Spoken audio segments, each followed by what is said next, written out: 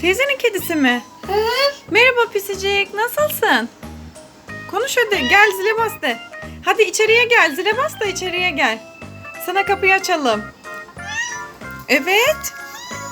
Köfteyi gördün mü? Arkadaydı köfte. Ne diyor annem bu ya? Bak şu kanası acımış. Aa, neresi acımış? Şu kıyısı. Aa, sana bir şey anlatmaya çalışıyor o. Ne diyor acaba? Kıyısı acımış. Kıyısı mı acımış? Ha, ayağı acımış. Çok güzel konuşuyor ya bizimle. Ah şurası kanamış. Aa, Hadi bizden yemek mi istiyorsun acaba? Ne istiyorsun?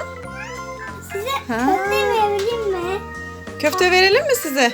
Salata vereceğim size. En güzel. Salata yemez ki ama kediler. Aa. Yer misin?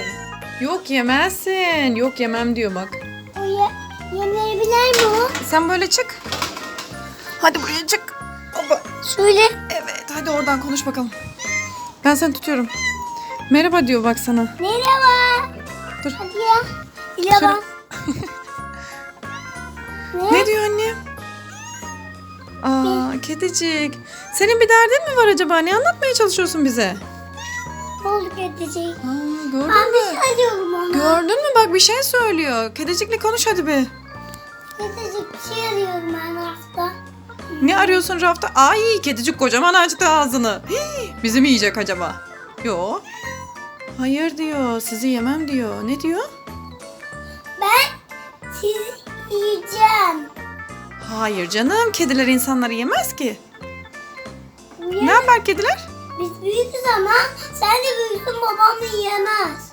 Evet. Ben nasıl seveceğim? Baba neredesin? Neredesin baba? Yemişsin sen babanı dedi. Kedi babamızı mı yemiş? Yememiş. Kedicik babamızı sen mi yedin? Hayır yemedin değil mi? İşe gitmiş o şey. İşe mi gitmiş? Evet. Kedicik senin gözlerin çok güzelmiş. Bak bizim arabamın Pisi pisi. babamın şirket arabası. Aa evet. Gel pisi pisi. Gel hadi. Şunu açalım. kızım. Hayır o açılmaz. Onu teyzen açarsak teyze bize kızar. Böyle dön. Kim yapmış çeviri? Hadi dön de kedicikle konuşalım. Kedicik.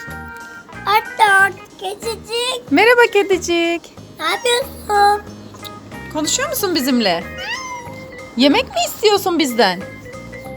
Tamam. Sana çok güzel bir yemek verelim. Ne verelim sana? Ne yersin? Bizim kedilerin kedi maması var. Kedi maması yer misin? Aa onun boynunun altı yaralanmış sanki. Kediciklerle kavga mı etmiş acaba? Çok mu acıdı? Kavga mı ettin sen? Ay kıyamam. Yazık sana. Ay nereye geliyorsun? Ay kedicik iyice gel.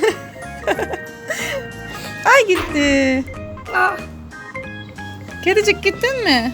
o susadı. Susadı mı? Su mu içiyor kedicik? Hı? İçinde içiyor. Afiyet olsun kedicik.